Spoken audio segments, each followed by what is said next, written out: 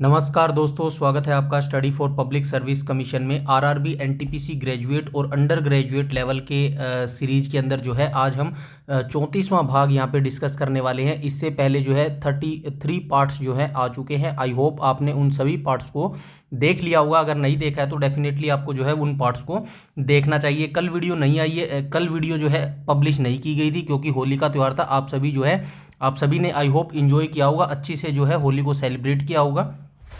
तो कल इसीलिए जो है वीडियो को पब्लिश नहीं किया गया। आज से दोबारा से वही कंटिन्यू सीरीज स्टार्ट हो जाएगी। रात को 8 बजे जो है सीरीज जो है आपको देखने को मिल जाएगा वीडियो लेक्चर। ठीक है, सैटरडे संडे का भी वीडियो आप देखना ना भूलिएगा। Current affair plus static GK का जो है वो पोर्शन रहेगा। ठीक है, कोई भी अगर आपका डाउट है, क्वेरी है या सजेशन है, कमेंट सेक्शन में कमेंट करके बता सकते हैं। साथ में इस पूरी पीडीएफ की जो सीरीज है वो आपको जो है टेलीग्राम चैनल पर मिलने वाली है, जिसका लिंक आपको वीडियो के डिस्क्रिप्शन में मिल जाएगा। वहाँ से जो है आप इस जो है पीडीएफ जो टेलीग्राम चैनल है उसको भी ज्वाइन कर लीजिएगा। ठीक है, चलते हैं आज के पहले क्वेश्चन पर। क्वेश्चन नंबर फर्स्ट में बोला गया कार्गो सेवा क्षेत्र की डैश गतिविधियों का एक हिस्सा है। जो कार्गो सेवा होती है हमारी, ये सेवा क्षेत्र आप सभी जानते हैं। सेवा क्षेत्र 3 प्रकार के होते हैं, प्रथम, द्वितीयक और तृतीयक, यानी कि प्रथम श्रेणी, द्वितीय श्रेणी और तृतीय श्रेणी। यू डोंट वरी, मैं इनकी डेफिनेशन भी आपको बताने वाला हूँ, साथ में इनके एग्जाम्पल भी देने वाला हूँ। कौन सा उदाहरण जो है प्राथमिक क्षेत्र के अंतर्गत आता है, कौन सा द्वितीय क्षेत्र के अंतर्गत आता है और कौन सा जो है तृतीय क्षेत्र के अंतर्गत आता है। ठीक है, तो कार्गो सेवा की हम बाद में बात करेंगे। सबसे पहले जो है हम प्राथमिक क्षेत्र की डेफिनेशन को समझेंगे, उसके बाद जो है आप इनका, वैसे आपको जो है प्राथमिक, जैसे आपको जो है इनके एग्जाम्पल याद रखने हैं बस। डेफिनेशन चाहे तो आप छोड़ सकते हैं, कोई ज़्यादा ज़रूरी नहीं है, क्योंकि जो एग्जाम्पल हैं उन्हीं को जो है बार बार पूछा जाता है। ठीक है,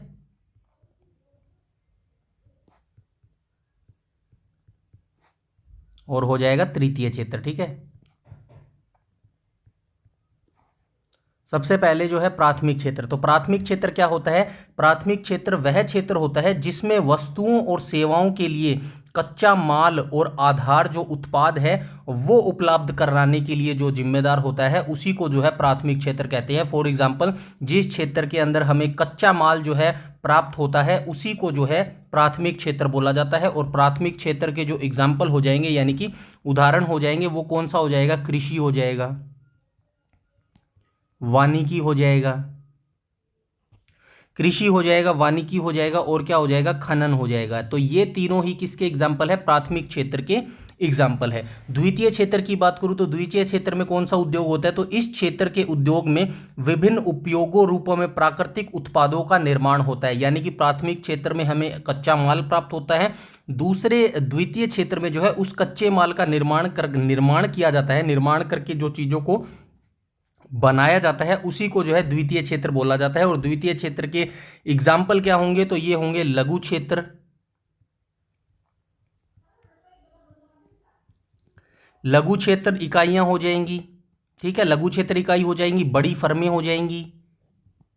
मतलब ये कच्चे माल से जो है जो उत्पादों का निर्माण करती है ना, ये यही करते हैं, लघु क्षेत्र करते हैं, बड़ी फर्में करती हैं। और क्या हो जाएगा? बहुराष्ट्रीय निगम हो गए। ठीक है, बहुराष्ट्रीय निगम। तो ये किसका एग्जाम्पल हो जाएगा? तो ये हो जाएगा द्वितीय क्षेत्र का निगम, द्वितीय क्षेत्र का एग्जाम्पल हो जाएगा। उसके बाद हम तृतीय क्षेत्र की बात करें तो तृतीय क्षेत्र के अंदर तृतीय क्षेत्र के अंतर्गत क्या आता है? प्राथमिक और द्वितीय दोनों क्षेत्रों को सेवाएं प्रदान करता है। तो ये जो प्राथमिक और द्वितीय क्षेत्र है ना, इन दोनों की जो है सेवाओं को प्राप्त करता है तृतीय क्षेत्र। और तृतीय क्षेत्र का जो एग्जाम्पल है वो कौन सा हो जाएगा? तो इसके अंदर जो है बैंकिंग हो जाएगा, संचार हो जाएगा और व्यापार हो जाएगा। बैंकिंग हो जाएगा और क्या हो जाएगा? संचार हो जाएगा और हो जाएगा व्यापार हो जाएगा। ठीक है, ठीक है, ये तीनों एग्जाम्पल जो हैं ये तृतीय क्षेत्र के अंदर आ जाएंगे। जो अभी मैं आपको पढ़ा रहा हूं और जो आप ग्रहण कर रहे हैं ये जो है तृतीय क्षेत्र के अंतर्गत आता है। ये तीनों की डेफिनेशन और एग्जाम्पल जो है आपको डेफिनेटली याद रखने हैं, क्योंकि ऐसे ही क्वेश्चन जो है आपसे पूछा जाएगा। तो अब आपको पता चल गया होगा क्वेश्चन नंबर फर्स्ट का क्या एग्जाम्पल होगा।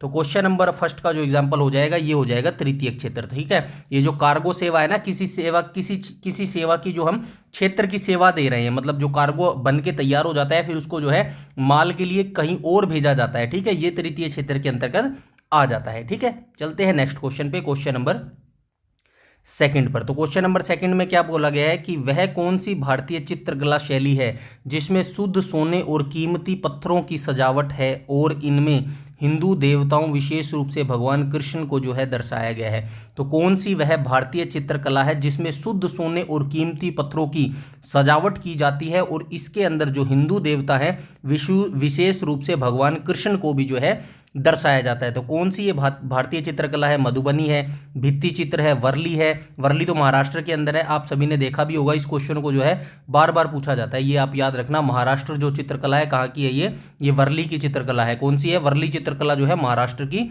चित्रकला है। ठीक है, तंजौर पेंटिंग यहाँ पे कहा गया है। तंजौर पेंटिंग कहाँ की है? ये तमिलनाडु की है। ठीक है, अब आते हैं क्वेश्चन के ऊपर। तो क्वेश्चन नंबर सेकंड का राइट ऑप्शन हो जाएगा ऑप्शन नंबर डी। तो ये जो तंजौर पेंटिंग है यही भारतीय चित्रकला है जिसमें शुद्ध सोने और कीमती पत्थरों को सजावट की जाती है और इसमें हिंदू देवताओं विशेष रूप से भगवान कृष्ण को जो है दर्शाया गया है। ठीक है, क्वेश्चन नंबर 2 का जो है राइट ऑप्शन हो जाएगा ऑप्शन नंबर डी। और ये तंजौर चित्रकला जो है तमिलनाडु से संबंध रखती है। ठीक है, ये भी जो है आपको याद रखना है। और ये तंजौर पेंटिंग के बारे में एक और आपको रखना है, इस तंजौर पेंटिंग को जीआई टैग भी दिया गया है। ठीक है, जीआई टैग दिया गया है इसको, जीआई टैग। जीआई टैग तो आप समझते हैं ना, ज्योग्राफिकल इंडिकेशन, कोई ऐसा विशिष्ट सामग्री पदार्थ या फिर कोई ऐसा लोकेशन जो अपने आप में विशिष्ट स्थान रखता हो उसको जो है जीआई टैग दिया जाता है। और ये जो तंजौर पेंटिंग है इसको जीआई टैग कब दिया गया था? तो 2007-8 में जो है इसको जीआई टैग दिया गया था। ठीक है, ये भी चीज़ जो है आप याद रखेंगे। वर्ली पेंटिंग के बारे में मैंने बता दिया है। वर्ली पेंटिंग जो है महाराष्ट्र से संबंध रखती है। उसके बाद जो भित्ति चित्र है, भित्ति चित्र काफ़ी राज्यों से जो है संबंध रखती है, मतलब काफ़ी राज्यों में ये जो भित्ति चित्रकला है ये पाई जाती है। लेकिन विशेषकर किस रूप में, किस राज्यों में ये पाई जाती है? लेकिन विशेषकर जो है कुछ राज्यों के अंदर ये पाई जाती है, जिसके अंदर जो है आंध्र प्रदेश और जो अजंता की गुफाएं हैं इसके अंदर पाई जाती हैं। ठीक है, अजंता की गुफाएं कहाँ पर है? महाराष्ट्र के अंदर है। और आंध्र प्रदेश कहाँ पे गया? भित्ति चित्र ये रहा। विशेषकर वैसे तो ये जो भित्ति चित्र है बहुत से भारत के बहुत सारे राज्यों में ये चित्रकला पाई जाती है, भित्ति चित्र, लेकिन विशेषकर ये महाराष्ट्र और आंध्र प्रदेश, महाराष्ट्र एंड आंध्र प्रदेश में ये पाई जाती है। ठीक है, उसके बाद मधुबनी। मधुबनी को आप सभी जानते हैं, बिहार के अंदर ये जो है चित्रकला फेमस है। मधुबनी कहाँ पर है? बिहार राज्य के अंदर। बिहार की राजधानी क्या हो जाएगी? पटना हो जाएगी। ठीक है, ये भी चीज़ जो है आप याद रखेंगे। चलते हैं नेक्स्ट क्वेश्चन के ऊपर, क्वेश्चन नंबर 3 पर। क्वेश्चन नंबर 3 में कहा गया बॉम्बे डेक्कन में पहली राजस्व बंदोबस्ती का संचालन किस वर्ष में हुआ? तो किस वर्ष में जो है ये बॉम्बे डेक्कन में पहली राजस्व बंदोबस्ती का जो है संचालन हुआ था? तो किस वर्ष में हुआ था? 1820 में जो है ये पहली राजस्व बंदोबस्ती का जो संचालन हुआ था। कहाँ पर हुआ था? बॉम्बे डेक्कन के अंदर हुआ था। ये तीनों वर्ड याद रखेंगे, कहीं से भी क्वेश्चन पूछा जा सकता है। पहली जो राजस्व बंदोबस्ती का संचालन है कहाँ पर हुआ था? बॉम्बे डेक्कन में हुआ था। कब हुआ था? 1820 में हुआ था। ठीक है, ये दोनों चीज़ें जो है आप याद रखेंगे। चलते हैं नेक्स्ट क्वेश्चन पे, क्वेश्चन नंबर 4 पर। क्वेश्चन नंबर 4 में बोला गया है भारत में डैश एक भ्रष्टाचार निरोधक संस्था है जो लोक पराधिकारियों द्वारा किए जाने वाले प्रबंधन के खिलाफ व्यक्तियों से प्राप्त शिकायतों की जो है जांच करती है। तो कौन सी हो जाएगी? सभी जानते हैं लोकपाल जो है, लोकपाल जो संस्था है हमारी, ये क्या काम करती है? जो हमारे सरकारी हमारे पदाधिकारी होते हैं ना, बड़े बड़े ऑफिसर होते हैं, उन्हीं की जो भ्रष्ट जो ऑफिसर होते हैं उन्हीं की जो है ये खिलाफ व्यक्तियों से प्राप्त शिकायतों की जो है जांच करते हैं। कौन करते हैं? लोकपाल करते हैं। लोकपाल से आपको क्या याद आ रहा है? अन्ना हजारे याद आ रहा है आपको? और अन्ना हजारे से आपको क्या याद आ रहा है? आई होप अन्ना हजारे से आपको जो है जो दिल्ली के सीएम थे, अभी तो नहीं है, जो अरविंद केजरीवाल है, आपको ये भी याद आ रहे होंगे, अरविंद केजरीवाल। ठीक है, ये जो लोकपाल बिल लेके आए थे ना, तो ये अन्ना हजारे, इनके साथ में अरविंद केजरीवाल थे और इनके 3-4 और सहयोगी थे। यहीं से जो है ये ट्रेंडिंग में आ गए थे, पब्लिक की नज़रों में आ गए थे। उसके बाद जो है अरविंद केजरीवाल ने अपनी अलग पार्टी बना ली, अन्ना हजारे से ये अलग हो गए। बाकी सारी चीज़ें आप जानते हैं। वर्तमान में जो है अभी इलेक्शन भी हुए थे, दिल्ली का जो है सीएम अब ये नहीं रहे हैं। दिल्ली की कौन सीएम है, लेडीज़ हैं, कौन बनी है, ये भी आप मुझे कमेंट सेक्शन में बताएंगे। ठीक है, मैं जो इसका स्क्रीनशॉट है, जो वर्तमान का जो दिल्ली का सीएम है, उसकी पिक मैं टेलीग्राम पर शेयर कर दी है। आई होप आपने देखा भी होगा। अगर आपने देखा है तो आप कमेंट सेक्शन में कमेंट करके बताएंगे दिल्ली की कौन जो है मुख्यमंत्री बनी है लेडी, ठीक है, ये भी जो है आप बताएंगे। उसके बाद हम बात कर लेते हैं लोकपाल के बारे में। तो भारत में लोकपाल की स्थापना कब हुई थी? 2013 में हुई थी, ठीक है। लोकपाल की स्थापना जो है 2013 अधिनियम के तहत हुई थी। और ये जो कार्य होता है, लोकपाल का कार्य क्या होता है, ये क्वेश्चन के अंतर्गत ही आपको पता चल गया हो। लोकपाल जो है उच्च सरकारी पदों पर आसीन व्यक्तियों द्वारा किए जा रहे भ्रष्टाचार की शिकायतें सुनने और उस पर कार्रवाई करने के लिए बनाया जाता है। उसके बाद आप क्या याद रखते हैं, संरचना के अंदर क्या हो गया, लोकपाल में जो है, लोकपाल के अंदर कितने अध्यक्ष और सदस्य होते हैं? तो इसके अंदर एक अध्यक्ष होता है और जो है अधिकतम 8 सदस्य होते हैं, ठीक है। अध्यक्ष कितना होता है? अध्यक्ष इसके अंदर एक होता है और 8 जो है अधिकतम इसके अंदर सदस्य हो सकते हैं, ठीक है। और इसके अंदर क्या याद रख सकते हैं, नियुक्ति कौन करता है? तो अध्यक्ष और जो सदस्यों की नियुक्ति है ये राष्ट्रपति के द्वारा की जाती है, ठीक है। और राष्ट्रपति जो है हमारे, ये राष्ट्रपति अनुच्छेद किसके अंतर्गत आते हैं? अनुच्छेद 52 से 62 के बीच में जो है ये राष्ट्रपति हमारे आते हैं। और जो अगर हमारे राष्ट्रपति जो है पद पर नहीं है तो उनके कार्य कौन करता है? उपराष्ट्रपति करता है। और उपराष्ट्रपति भी उपलब्ध नहीं है तो जो सुप्रीम कोर्ट के मुख्य न्यायाधीश है वो राष्ट्रपति का कार्य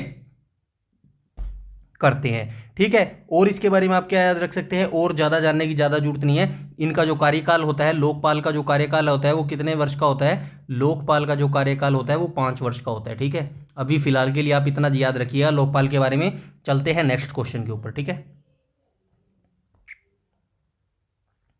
क्वेश्चन नंबर 5 में बोला गया है कि भारतीय राजमार्ग संपर्क के उत्तर, दक्षिण और पूर्व पश्चिम गलियारा डैश में एक दूसरे को प्रच्छेदित करता है। प्रच्छेदित करने का क्या मतलब है? यहाँ पे इंटरसेक्ट करता है, इंटरसेक्ट करता है, ठीक है। इंटरसेक्ट का मतलब समझ गया होगा ना, ऐसे ऐसे काटते हैं, ठीक है ना।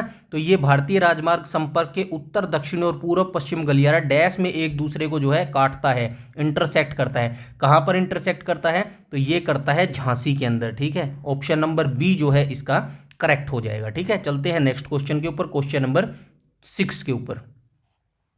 जयपुर किसकी राजधानी है? बताना क्वेश्चन में, ठीक है, लिख भी दिया मैंने। विश्व की पहली रोबोट कौन थी जिसे किसी देश की पूर्ण नागरिकता हासिल हुई थी? सबसे पहले मैं देश बता देता हूं, किस देश की जो है इसको पूर्ण नागरिकता प्राप्त हुई थी। तो इसको जो है सऊदी अरब देश की,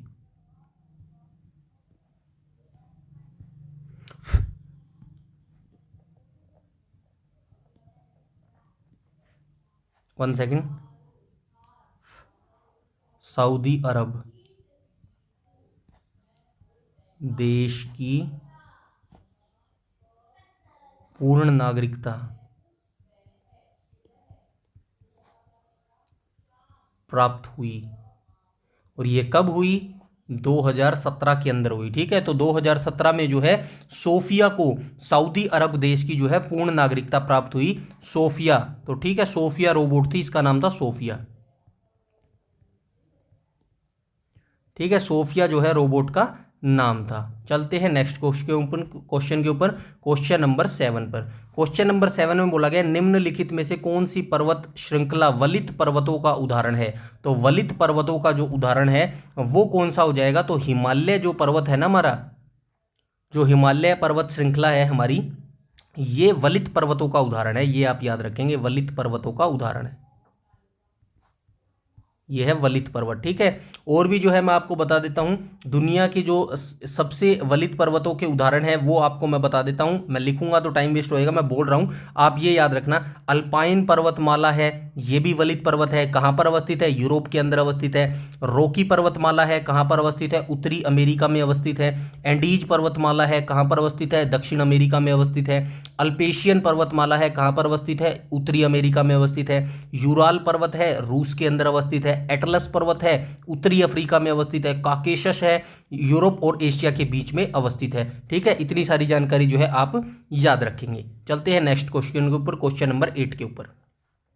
वैसे आपको ज़्यादा इम्पोर्टेंस जो मैंने बताई है इतना याद नहीं रखना, बस जो मैंने लोकेशन बताई है कौन सा पर्वत कहाँ पर अवस्थित है इतनी जरूर जानकारी होनी चाहिए, क्योंकि ये ना जो है मैच द फॉलोइंग में पूछ लेता है भाई। एक साइड तो आपको पर्वतों के नाम दे देगा, ठीक है, इस साइड आपको पर्वतों के नाम दे देगा और इस साइड जो है लोकेशन दे देगा और कह देगा कि भाई मैच द फॉलोइंग करो, कौन सा पर्वत कहाँ पर पाया जाता है। ठीक है, समझ गए। चलते हैं नेक्स्ट क्वेश्चन के ऊपर। क्वेश्चन नंबर 8 में बोला गया जनसंख्या वृद्धि के सिद्धांत को किसने विकसित किया था। जो जनसंख्या वृद्धि के सिद्धांत को जो है ये किसने प्रतिपादित किया था, तो माल्थस ने किया था। ठीक है, जनसंख्या वृद्धि के सिद्धांत को 1798 में Thomas Robert Malthus, 1798 Thomas Thomas Thomas ऐसे लिखेंगे ना, थॉमस रॉबर्ट माल्थस। ठीक है, 1798 में जो है थॉमस रॉबर्ट माल्थस के द्वारा जो है जनसंख्या वृद्धि के सिद्धांत को प्रतिपादित किया गया था। ठीक है, और आप क्या याद रख सकते हैं, आधुनिक शास्त्र का जनक किसे माना जाता है। आधुनिक जो यहाँ पे लिख देता हूं मैं, आधुनिक, ये बार बार मैं रिपीट इसलिए करवाता हूं क्योंकि जो है ये क्वेश्चन बार बार ही पूछे जाते हैं। ठीक है ना, आधुनिक अर्थशास्त्र का जनक किसे माना जाता है, अर्थशास्त्र का जनक, तो ये माना जाता है भाई एडम स्मिथ को, स्मिथ। ठीक है, चलते हैं नेक्स्ट क्वेश्चन के ऊपर। Question number 9। क्वेश्चन नंबर 9 में क्या पूछा गया है, विकल्प निम्नलिखित में से कौन सा विकल्प प्लास्टर ऑफ पेरिस के बारे में सत्य नहीं है। तो प्लास्टर ऑफ पेरिस के बारे में जो है कुछ एग्जाम्पल्स दिए गए हैं और पूछा गया कौन सा जो है एग्जाम्पल इनकरेक्ट है। तो देख लेते हैं। प्लास्टर ऑफ पेरिस सफ़ेद होता है, बिल्कुल करेक्ट है। पानी से गीले होने पर प्लास्टर ऑफ पेरिस में कोई परिवर्तन नहीं होता, चलिए ठीक है, देख लेते हैं आगे। टूटी हुई हड्डियों की मरम्मत के लिए प्लास्टर ऑफ पेरिस का उपयोग किया जाता है, बिल्कुल करेक्ट है भाई। जिसकी हड्डियां टूट जाती है उसके पैरों में आपने देखा होगा प्लास्टर जो है लगा होता है, ये भी बिल्कुल करेक्ट है। सजावटी डिजाइन बनाने के लिए जो है प्लास्टर ऑफ पेरिस का उपयोग किया जाता है, तो ये भी करेक्ट है। तो ऑब्वियसली जो हमारा इनकरेक्ट आंसर हो गया वो हो गया ऑप्शन नंबर बी। तो ऐसे भी जो है आपको जो है अगर आपको जो है आंसर नहीं पता तो घबराने की कोई जरूरत नहीं है, बाकी सारे ऑप्शनों को एक बार देख लीजिए करिए, क्योंकि जो है कई बार जो है आंसर ना पता होने के बाद भी, जैसे हमें पता है भाई प्लास्टर ऑफ पेरिस सफ़ेद होता है, बिल्कुल ठीक है, मतलब ये तो इनकरेक्ट नहीं है। दूसरा, टूटी हड्डियों की मरम्मत में प्लास्टर ऑफ पेरिस का यूज किया जाता है, ये भी ठीक है।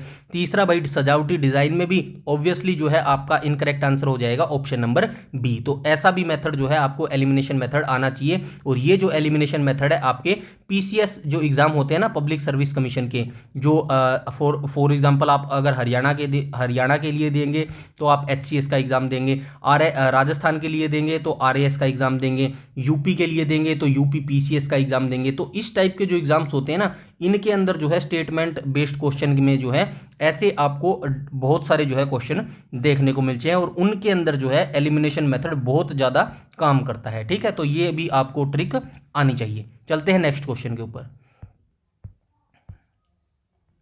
क्वेश्चन नंबर 10 में बोला गया है 1944 में भारतीय पुरातत्व सर्वेक्षण के महानिदेशक के रूप में किसने पदभार संभाला और हड़प्पा की खुदाई का जिम्मा लिया। तो 1944 में जो है भारतीय पुरातत्व सर्वेक्षण के महानिदेशक के रूप में किसे नियुक्त किया था, या फिर 1944 में कौन भारतीय पुरातत्व सर्वेक्षण के पद के ऊपर महानिदेशक था, वो पूछा गया है जिसने हड़प्पा की खुदाई का जिम्मा लिया था। तो कौन था ये, तो राइट ऑप्शन हो जाएगा ऑप्शन नंबर डी।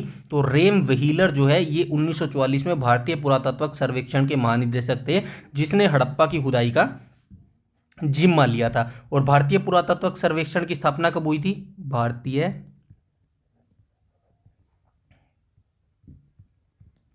पुरातत्व सर्वेक्षण, तो इसकी स्थापना हुई थी भाई 1861 में जो है। ठीक है, 1861 में जो है इसकी स्थापना हुई थी। और इसके पहले महानिदेशक कौन थे, तो पहले महानिदेशक तो ये थे अलेक्जेंडर कनिंघम,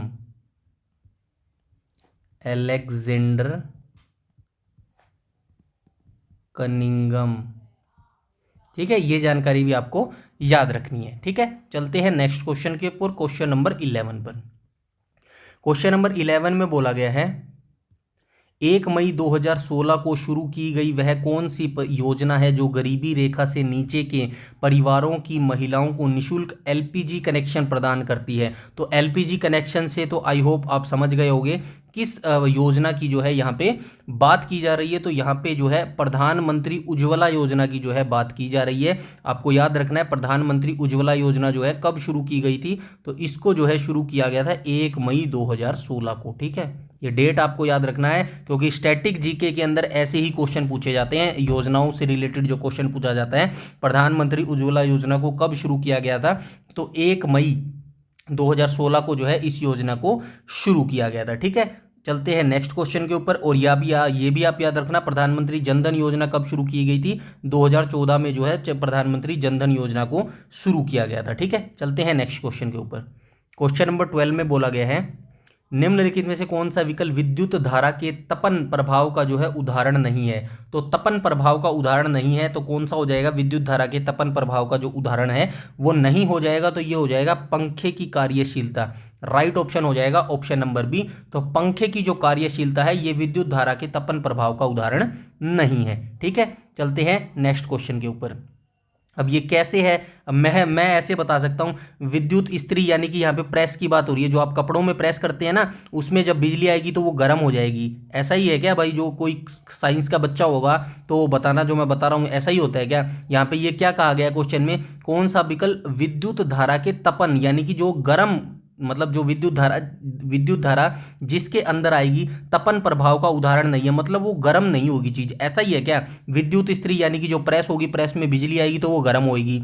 बल्ब के अंदर जब लाइट आएगी, रोशनी आएगी तो वो भी गर्म हो जाता है। उसके बाद विद्युत केतली आप सभी जानते हैं भाई, इसमें लाइट आएगी तो ये भी गर्म हो जाती है। और जो पंखे की कार्यशीलता है ये गर्म नहीं होता है। तो ये इसी टाइप से क्वेश्चन है। क्या बताना मैंने सही बताया या फिर कोई और एग्जाम्पल था इसका, या फिर किसी और तरीके से रिलेटेड है ये क्वेश्चन? ठीक है, कोई साइंस का बच्चा हो तो प्लीज इसको वेरीफाई करना कमेंट के अंदर। ठीक है, चलते हैं नेक्स्ट क्वेश्चन के ऊपर। क्वेश्चन नंबर 13 में बोला गया है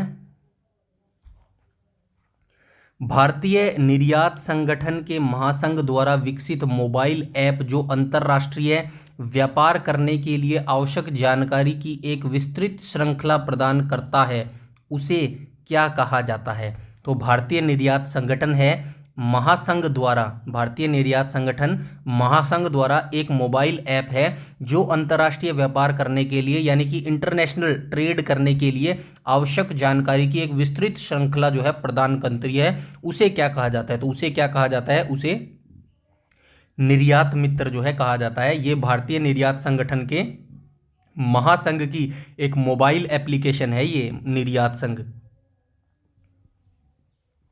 ठीक है, मोबाइल ऐप है और ये क्या करती है? तो ये जो है इंटरनेशनल ट्रेड करने के लिए जो है जो इंपॉर्टेंट जानकारी होती है उसकी पूरी श्रृंखला है, पूरी जो है डिटेल जो है वो आपको प्रोवाइड करवाती है। ठीक है, चलते हैं नेक्स्ट क्वेश्चन के ऊपर। उसके बाद क्वेश्चन नंबर 14 में बोला गया है भाई एक पौधा है जो जंगल में उगता है और इसकी पत्तियों पर नुकीले रोम होते हैं जो गलती से छू जाने पर दर्द का कारण बनते हैं। Obviously option number A correct हो जाएगा क्वेश्चन नंबर 14 का। तो ये बिच्छू बूटी होती है, तो इनकी जो पत्तियां होती है वो नुकीले रोम होते हैं, जब इनको गलती से छू जाता है, हमारा हाथ छू जाता है तो दर्द का कारण बनते हैं। तो ये बिच्छू बूटी इसका राइट ऑप्शन हो जाएगा। चलते हैं नेक्स्ट क्वेश्चन के ऊपर। क्वेश्चन नंबर 15 में बोला गया है वोल्ट मीटर एक ऐसा यंत्र है जो डैश की उपस्थिति का पता लगा सकता है। तो वोल्ट जो मीटर होता है ये कैसा यंत्र है और किसकी उपस्थिति का जो है पता लगा सकता है? तो राइट ऑप्शन हो जाएगा ऑप्शन नंबर डी। तो विभवांतर की उपस्थिति का ये पता लगा सकता है। तो वोल्ट मीटर क्या काम करता है? जो विद्युत परिपथ होता है ना,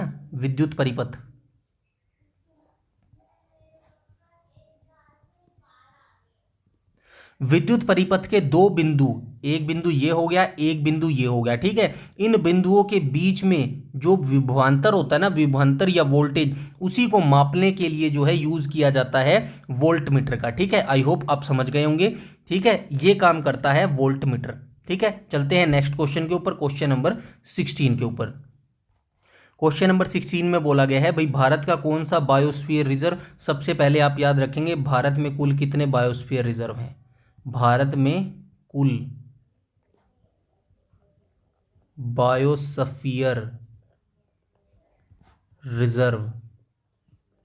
इस सैटरडे या फिर संडे भारत के बायोस्फीयर रिजर्व का पूरा कंप्लीट वीडियो आने वाला है। कुल भारत में कितने बायोस्फीयर रिजर्व हैं, कितने मैब प्रोग्राम के अंतर्गत जो है बायोस्फीयर रिजर्व आते हैं, कंप्लीट वीडियो आने वाला है सैटरडे या फिर संडे को। वो वीडियो देख लेना, पूरा अपडेट वीडियो है 2025 तक का, उससे बाहर कहीं भी नहीं गया, ठीक है ना। वो वीडियो आप देख लेना। यहाँ पे भी मैं बेसिक सी जानकारी बता देता हूँ। 18 जो है कुल भारत में बायोस्फीयर रिजर्व है, ये मैं आपको बताने वाला हूँ कौन कौन से बायोस्फीयर रिजर्व है, कब कब जो है उनकी स्थापना हुई थी। टोटल मैब कार्यक्रम के अंतर्गत कितने बायोस्फीयर रिजर्व आते हैं, पहले 11 आते थे, वर्तमान 2024 में ही जो है एक और बायोस्फीयर रिजर्व को मैन एंड बायोस्फीयर रिजर्व, मैब की फुल फॉर्म क्या होती है, तो ये होती है मैन एंड बायोस्फीयर रिजर्व। इसके अंदर जो है 11 होते थे पहले, लेकिन अब जो है एक को बढ़ा दिया गया है, तो अब टोटल कितने हो गए हैं, 12 जो है बायोस्फीयर रिजर्व मैप प्रोग्राम के अंतर्गत आते हैं। और मैप जो प्रोग्राम है मैन बायोस्फीयर रिजर्व, इसकी स्थापना कब हुई थी, 1971 में हुई थी। बायोस्फीयर रिजर्व क्या होता है, ये जो है यूनेस्को के द्वारा बनाया गया एक प्रोग्राम है, जो हमारे मानव और जो परिस्थिति, जो हमारी प्रकृति होती है, उनके बीच के जो चीज़ें होती है उनको ठीक रख रखाव करने के लिए ये बायोस्फीयर रिजर्व की स्थापना की गई थी। और ये जो है यूनेस्को ने इसको बायोस्फीयर रिजर्व को बनाया था। और यूनेस्को जो है संयुक्त राष्ट्र का अंग है, और संयुक्त राष्ट्र की स्थापना कब हुई थी, संयुक्त राष्ट्र की स्थापना 24 अक्टूबर 1945 को हुई थी।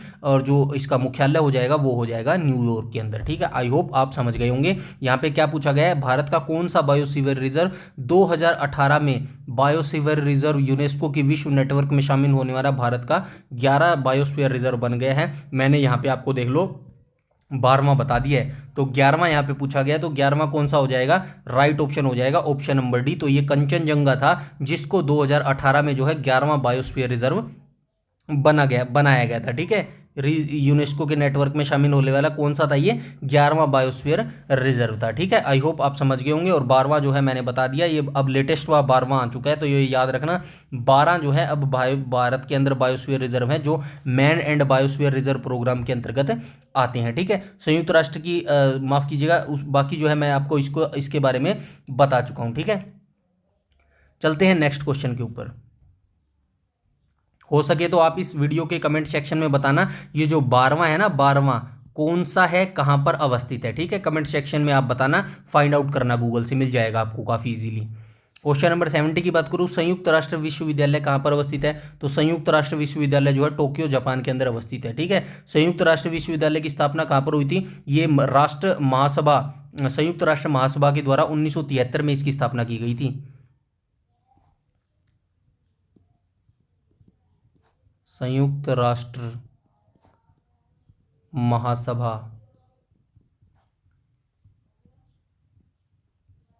के द्वारा कब इसकी स्थापना की गई थी, तो भाई इसकी स्थापना की गई थी कब की गई थी इसकी स्थापना की गई थी 1973 में, ठीक है। 1973 में जो है इसकी स्थापना की गई थी। मुख्यालय आपने देख लिया, टोक्यो जापान के अंदर संयुक्त राष्ट्र विश्वविद्यालय का मुख्यालय है। चलते हैं नेक्स्ट क्वेश्चन पे। क्वेश्चन नंबर 18 में बोला गया है, भारत का सबसे लंबा राजमार्ग कौन सा है, NH 44 हो जाएगा। सबसे छोटा कौन सा हो जाएगा, सबसे छोटा हो जाएगा 118, सबसे छोटा 118, ठीक है। ये 5 किलोमीटर है। चलते हैं नेक्स्ट क्वेश्चन के ऊपर, क्वेश्चन नंबर 19 के ऊपर। क्वेश्चन नंबर 19 में क्या कहा गया, प्रसिद्ध सिंधु घाटी से संबंधित है। तो प्रसिद्ध सिंधु घाटी स्थल मोहनजोदड़ो की खुदाई किस प्रख्यात भारतीय पुरातत्वविद द्वारा की गई थी, तो आइए देख लेते हैं। हड़प्पा 1921, मोहनजोदड़ो, एक मोहनजोदड़ो मूवी भी है, आपने नहीं देखी है तो फ्री टाइम लगा के देखना, उससे भी जो है काफ़ी आपको जो है हड़प्पा का इतिहास जानने को मिलेगा। ऋतिक रोशन की ये मूवी है। ऋतिक रोशन ने जो है मोहनजोदड़ो में लीड रोल किया है, एक्ट्रेस का रोल किया है, ठीक है। तो ये देखना, काफ़ी मूवी आपको हड़प्पा से इसको जानकारी मिलेगी। तो हड़प्पा की स्थापना 1981 में हुई थी, और जो मोहनजोदड़ो की ये जो खुदाई का काम था, इसकी जो है 1922 में हुई थी, ठीक है। तो ये आपको याद रखना है, मोहनजोदड़ो की खोज 1922 में हुई थी। किसने की थी, राखलदास बनर्जी ने।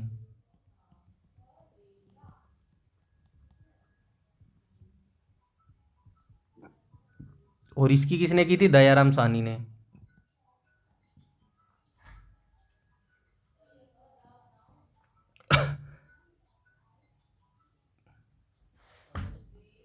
1922 में जो है राखल दास बनर्जी ने मोहनजोदड़ो की खोज की थी, और खुदाई किसने की थी? खुदाई की थी भाई आर डी बनर्जी ने। ठीक है, ये भी आप याद रखेंगे।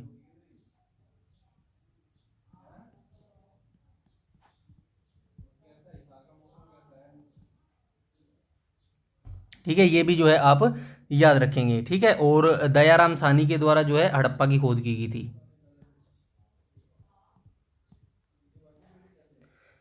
चलते हैं नेक्स्ट क्वेश्चन पे।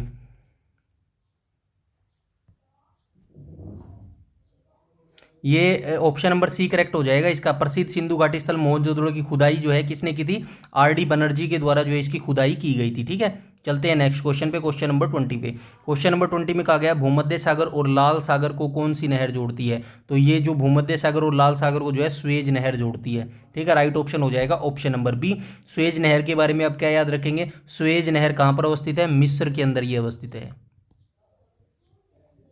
ठीक है, मिस्र के अंदर ये अवस्थित है और भूमध्य सागर को लाल सागर से इसको जोड़ती है। निर्माण जो है सर्वेश नाहर कंपनी ने 1859 से 1869 के बीच में किया था। 1859 से 1869 के बीच में जो है इसका निर्माण किया गया था। ठीक है, और ये स्वेज नहर निर्माण करने से जो है भारत को जो है कितना लंबा सफ़र जो है, लंबी दूरी जो है बच गई थी। 7,000 किलोमीटर की दूरी कम हो गई थी। सवेज नहर बनने से जो है 7,000 किलोमीटर की जो है दूरी कम हो गई थी भारत से। ठीक है, ये भी चीज़ आप याद रखेंगे। क्वेश्चन नंबर 21 में क्या कहा गया है? भारतीय वर्दीधारी सैनिकों को वीरता के लिए युद्ध के दौरान दिया जाने वाला उच्चतम सम्मान कौन है? तो भारतीय वर्दीधारी सैनिक जो होते हैं उनको वीरता के लिए युद्ध के दौरान दिया जाने वाला सर्वोच्चतम पुरस्कार जो है वो कौन सा हो जाएगा? तो ये हो जाएगा परमवीर चक्र। ठीक है, परमवीर चक्र जो है इसका राइट ऑप्शन हो जाएगा। चलते हैं नेक्स्ट क्वेश्चन पे, क्वेश्चन नंबर 22 पर।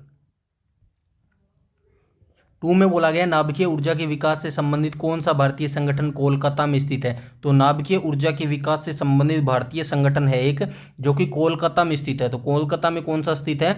ऑप्शन नंबर सी करेक्ट हो जाएगा, परवर्ती ऊर्जा साइक्लोट्रॉन केंद्र। ठीक है, ये जो परवर्ती ऊर्जा साइक्लोट्रॉन केंद्र है ये नाभिकीय ऊर्जा से संबंधित है और कहाँ पर अवस्थित है? कोलकाता में अवस्थित है। ठीक है, कोलकाता में ये अवस्थित है। और क्या याद रख सकते हैं? ये जो राजा आएगा यहाँ पे, राज रमन्ना। चलो ठीक है, राज रमन्ना ये जो उन्नत प्रौद्योगिकी केंद्र है ये कहाँ पर अवस्थित है? तो ये जो है इंदौर में अवस्थित है। 1984 में एस्टेब्लिश किया गया था। 1984 में एस्टेब्लिश स्थापना की गई थी और कहाँ पर अवस्थित है? इंदौर में।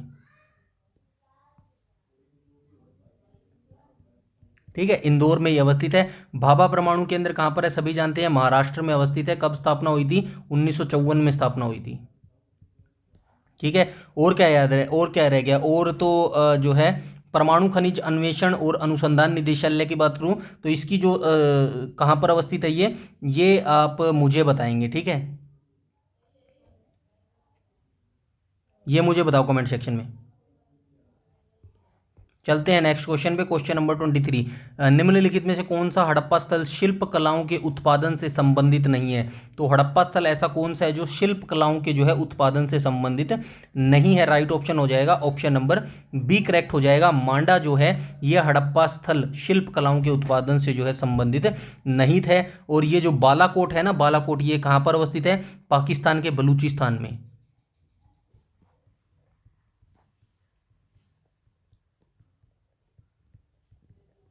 ठीक है, पाकिस्तान के बलूचिस्तान में ये अवस्थित है। ये भी जो है आप याद रखेंगे। उसके बाद जो चहुंदड़ो है, चहुंदड़ो भी पाकिस्तान के सिंध प्रांत में अवस्थित है। ये जो ऑप्शन देख रहे हैं ना चहुंदड़ो, ये भी पाकिस्तान के सिंध प्रांत में अवस्थित है। क्वेश्चन नंबर 24 की बात करूँ तो राउरकेला, भिलाई, बोकारो, विशाखापट्टनम आदि डैश के केंद्र है। ये कोमा लगा लेना। राउरकेला इस्पात संयंत्र है, भिलाई इस्पात संयंत्र है, बोकारो इस्पात संयंत्र है, विशाखापट्टनम आदि जो है ये क्या केंद्र हैं? तो ये हो जाएंगे हमारे लोहा और इस्पात उद्योग के केंद्र है। 24 का राइट ऑप्शन हो जाएगा option number B, option number D. तो ये इसका राइट ऑप्शन हो जाएगा। मैं इनकी जो है स्थापना आपको बता देता हूँ। ठीक है, सबसे पहले हम बात करेंगे भिलाई की।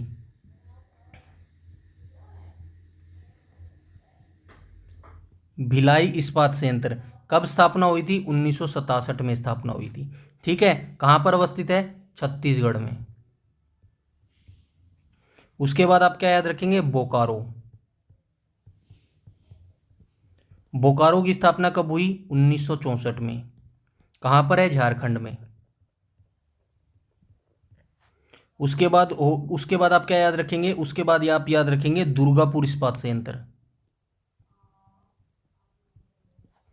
दुर्गापुर इस्पात संयंत्र कब स्थापना हुई इसकी? 1956 में। कहाँ पर अवस्थित है? वेस्ट बंगाल, यानी कि पश्चिम बंगाल में ये अवस्थित है। ठीक है, इतनी सारी जानकारी आप याद रखेंगे। चलते हैं नेक्स्ट क्वेश्चन पे, क्वेश्चन नंबर 25 पर। क्वेश्चन नंबर 25 में कहा गया फोर्ट विलियम का निर्माण ईस्ट इंडिया कंपनी ने करवाया था। इस किले का निर्माण स्थल के किस गांव को उजाला गया था? उजाड़ा गया था आएगा यहाँ पे, उजाड़ा गया। ठीक है, किस गांव को जो है उजाड़ा गया था? क्वेश्चन नंबर 25 का राइट ऑप्शन हो जाएगा ऑप्शन नंबर डी, गोविंदपुर जो है गांव, इसको उजाड़ के जो है ब्रिटिश ईस्ट इंडिया कंपनी ने फोर्ट विलियम का स्थापना की थी। फोर्ट विलियम की स्थापना की थी। और फोर्ट विलियम का जो निर्माण है ये कब हुआ था? 1696 में हुआ था। फोर्ट विलियम का निर्माण कब हुआ था? 1696 में हुआ था। ठीक है, 1696 में जो है इसकी स्थापना हुई थी। और ये ब्रिटिश ईस्ट इंडिया ने कोलकाता में जो है इसकी स्थापना की थी। ठीक है, और ये जो कोलकाता आप दिख रहे हैं ना वर्तमान में, कोलकाता यहाँ पे कहाँ पे लिखा है? कोलकाता, कोलकाता नहीं लिखा, लेकिन जो कोलकाता है ना, कोलकाता को जो है 3 गांवों को मिलाकर बनाया गया था। कोलकाता को 3 गांवों को मिलकर बनाया गया था। गांवों को मिलाकर बनाया गया था। ठीक है, पहला तो यही हो गया, गोविंदपुर हो गया। एक और गांव था सूतानती, सूतानती। तीसरा आप मुझे बताएंगे। ठीक है, तीसरा कौन सा गांव था जिनको मिलाकर कोलकाता का निर्माण किया गया था? ठीक है, चलते हैं नेक्स्ट क्वेश्चन में। आप सभी जानते हैं कोलकाता का निर्माण किसने किया था? जोब चारनाक के द्वारा कोलकाता का निर्माण किया गया था। जोब चारनाक। ये चारनाक का मतलब ये नहीं है इनकी चारनाक थी, ये नाम है जोब चारनाक। जोब चारनाक ने कोलकाता का निर्माण किया था। क्वेश्चन नंबर 26 की बात करूं तो 26 में क्या कहा गया है? निम्नलिखित में से कौन सा एक सर्च इंजन नहीं है? याहू बिल्कुल है, गूगल है, बिंग है, इंस्टाग्राम एक सोशल मीडिया एप्लीकेशन है। वर्तमान में सोशल मीडिया एप्लीकेशन ये इंस्टाग्राम ट्रेंडिंग पे चल रहा है, आप सभी जानते हैं ना। तो ये भाई जो आप तो अब अडल्ट हो गए हैं, 18+ हो गए हैं, लेकिन जो आपके भाई बहन हैं, ये मैं आपको स्ट्रिक्ट सजेशन देना चाहता हूँ। जो भी आपके भाई बहन हैं या फिर छोटे हैं, अंडर 18 है ना, प्लीज़ उनको जो है ये इंस्टाग्राम से, तो इंस्टाग्राम और जो फेसबुक है इनसे प्लीज़ आप दूर रखिएगा। बहुत ज़्यादा स्ट्रिक्टली आप इस चीज़ को लेके चलिएगा। जो फेसबुक है ना, फेसबुक प्लस इंस्टाग्राम, इन दोनों एप्लीकेशन को तो बिल्कुल इंस्टॉल मत होने देना अपने घर के अंदर जो भी छोटे बच्चे हैं उनके फ़ोनों में, क्योंकि दुनिया जहान का अडल्ट डाटा मतलब जो बिल्कुल भी यूजेबल नहीं है वो इन इंस्टाग्राम के अंदर, इन फेसबुक जो ऐप्स हैं इनके अंदर भर भर के रखा गया है। ठीक है, तो प्लीज़ फ़ोन से अपना जो है दूरी आप भी बनाए रखिएगा। जो ज़्यादा समय है वो अपना स्टडी में और बुक्स के अंदर ही लगाया कीजिएगा। ठीक है, यही आपके काम आने वाली हैं। चलते हैं नेक्स्ट क्वेश्चन के ऊपर।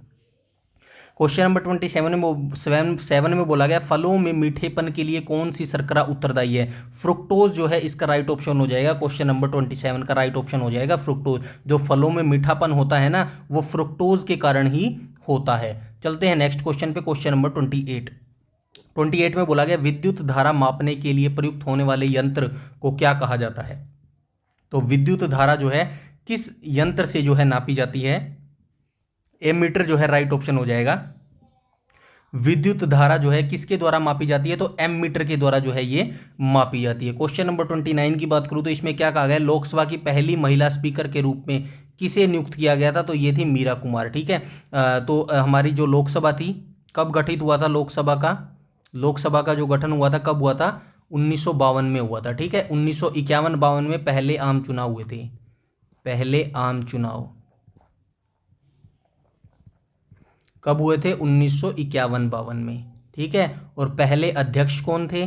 लोकसभा अध्यक्ष, तो ये थे GV मावलंकर।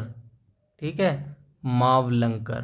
ठीक है, ये थे हमारे GV मावलंकर जी पहले अध्यक्ष। और पहली महिला अध्यक्ष कौन थी? तो आपने आंसर मिल ही गया होगा।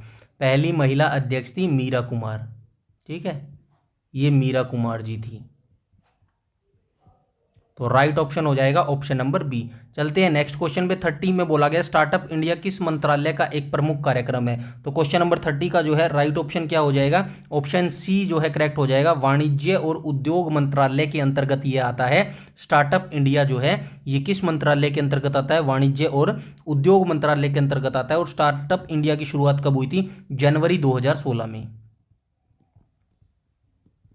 जनवरी 2016 में जो है स्टार्टअप इंडिया की जो है शुरुआत हुई थी। चलते हैं नेक्स्ट क्वेश्चन पे। क्वेश्चन नंबर 31 में बोला गया किस अनुच्छेद के अंतर्गत भारत के राष्ट्रपति मृत्यु दंड की सजा पाए हुए व्यक्ति को क्षमा, फांसी, स्थगन या सजा में कमी कर सकते हैं। तो जो हमारे राष्ट्रपति हैं ये किस अनुच्छेद के अंतर्गत आते हैं, ऊपर मैंने बताया है अनुच्छेद 52 से 62 के बीच में आते हैं।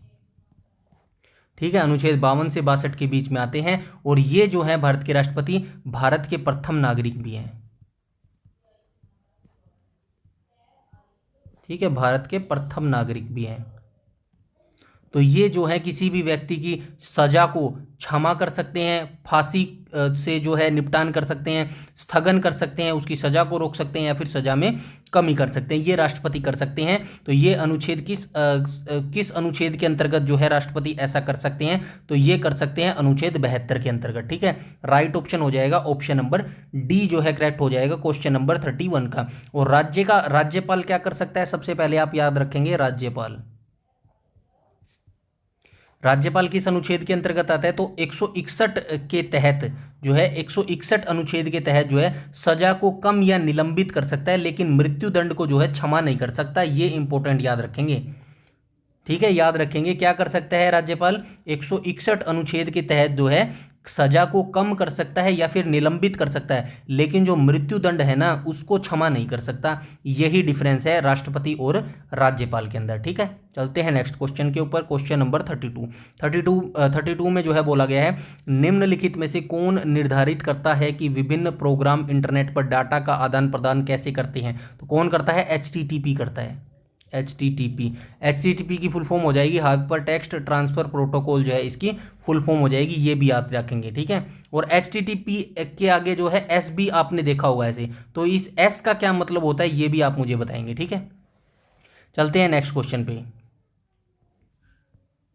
क्वेश्चन नंबर 33 में बात की गई है। क्वेश्चन नंबर 33 में इसरो के सबसे शक्तिशाली रॉकेट का उपनाम दिया गया है। तो इसरो का जो सबसे शक्तिशाली रॉकेट है उसको उपनाम क्या दिया गया है, तो उसको जो उपनाम है वो दिया गया है फैट बॉय। ठीक है, इसरो की स्थापना आप सभी जानते हैं। इसरो की स्थापना कब हुई थी, 1969 में इसरो की स्थापना हुई थी। विक्रम साराभाई जो है ये इसरो के जनक माने जाते हैं। ठीक है, ये भी आप याद रखेंगे। क्वेश्चन नंबर 34 की बात करें तो 34 में क्या कहा गया है, संयुक्त राष्ट्र की विशिष्ट एजेंसी, मतलब कौन सी है जो संयुक्त राष्ट्र की विशिष्ट एजेंसी है जो अंतर्राष्ट्रीय स्तर पर स्वास्थ्य संबंधी मामलों का जो है निर्देशन और समन्वय करती है। स्वास्थ्य संबंधी अगर आपने देख लिया तो आप यहाँ पे पकड़ लेंगे WHO। ठीक है, क्वेश्चन नंबर 34 का राइट ऑप्शन हो जाएगा ऑप्शन नंबर सी, यानी कि WHO मतलब हो जाएगा विश्व स्वास्थ्य संगठन। इसकी स्थापना कब हुई थी, 7 अप्रैल 1948 को जो है इसकी स्थापना हुई थी। जो इसका हेडक्वार्टर है वो कहाँ पर हो जाएगा, जिनेवा में इसका जो है हेडक्वार्टर हो जाएगा। ठीक है, UNDP की बात करो, UNDP यानी कि संयुक्त राष्ट्र विकास कार्यक्रम, इसकी स्थापना कब हुई थी, नवंबर 1965 में। ठीक है, नवंबर 1965 में जो है इसकी स्थापना हुई थी। मुख्यालय हो जाएगा न्यूयॉर्क के अंदर। उसके बाद हम बात करें यूनेस्को की, यूनेस्को की स्थापना कब हुई थी, यूनेस्को की स्थापना हुई थी 16 नवंबर 1945 को। ठीक है, और क्या याद रख सकते हैं, जो है इसका हेडक्वार्टर हो जाएगा यूनेस्को का पेरिस फ्रांस के अंदर। ठीक है, पेरिस फ्रांस में जो है इसका मुख्यालय हो जाएगा। ठीक है, WPF की बात करूँ तो WPF क्या हो जाएगा, विश्व खाद्य कार्यक्रम हो जाएगा। WFP माफ कीजिएगा, WFP। ठीक है, वर्ल्ड फूड प्रोग्राम इसका जो हिंदी में बोलेंगे विश्व खाद्य कार्यक्रम, इसकी स्थापना कब हुई थी, 1961 में जो है इसकी स्थापना हुई थी। ठीक है, ये भी जो है आप याद रखेंगे। चलते हैं नेक्स्ट क्वेश्चन पे। क्वेश्चन नंबर 35 में बोला गया है राष्ट्रीय राजमार्ग NH44 किन दो स्थानों को आपस में जोड़ता है। तो श्रीनगर से कन्याकुमारी को जो है ये आपस में जोड़ता है। और सबसे बड़ा भी जो NH है भारत का वो NH44 4 ही है। 36 की बात करूँ तो 22 जुलाई 2019 को चंद्रयान 2 को कहाँ से लॉन्च किया गया था? श्रीहरिकोटा से जो है लॉन्च किया गया था। ऑप्शन नंबर सी करेक्ट हो जाएगा। आप जो है चंद्रयान 1, चंद्रयान 2 और चंद्रयान 3 की जो है डेट याद रखेंगे, launching date. Chandrayaan first, Chandrayaan 2, Chandrayaan 3। ठीक है, ये तीनों जो है कब लॉन्च किए गए थे? तो चंद्रयान जो फर्स्ट था ये कब लॉन्च किया गया था? 22 अक्टूबर 2008। द्वितीय चंद्रयान की बात करूँ तो कब लॉन्च किया गया था? 22 जुलाई 2019। ये यहाँ पे भी लिखा है 22 जुलाई 2019, 22 जुलाई 2019। ठीक है, तृतीय लॉन्च की बात करूँ तो तृतीय कब लॉन्च किया गया था? तो ये लॉन्च किया गया था 14 जुलाई 2023, 14 जुलाई 2023। ठीक है, डेट्स याद रखना। चलते हैं नेक्स्ट क्वेश्चन पे। क्वेश्चन नंबर 37 में बोला गया है डैश को मोतियों के शहर के रूप में जाना जाता है। तो किसको जो है ये जाना जाता है? हैदराबाद जो शहर है इसको मोतियों के रूप में जाना जाता है। और हैदराबाद की स्थापना किसने की थी? 1591 में की थी। किसने की थी? तो ये कुतुब शाही के सुल्तान थे, मोहम्मद कुली कुतुब शाह। मोहम्मद कुली कुतुब शाह। ठीक है, इन्होंने जो है हैदराबाद की स्थापना की थी। ठीक है, ये आज के क्वेश्चन थे जो आपने देखे। आई होप आपको वीडियो अच्छी लगी होगी। बस ज़्यादा से ज़्यादा वीडियो को लाइक कीजिए और शेयर कीजिए। ठीक है, लाइक और शेयर कीजिएगा। पीडीएफ आपको टेलीग्राम चैनल पर मिल जाएगी जिसका लिंक आपको वीडियो के डिस्क्रिप्शन में मिल जाएगा। वहाँ से पीडीएफ को डाउनलोड करके खुद से अटैम्प्ट भी कर सकते हैं। और चैनल पर पहली बार विजिट कर रहे हैं तो चैनल को सब्सक्राइब कर लीजिएगा और बेल आइकन बटन को टैप कर लीजिएगा ताकि समय पर आपको सारी नोटिफिकेशन मिलती रहे। इस वीडियो में इतना ही, तब तक के लिए धन्यवाद।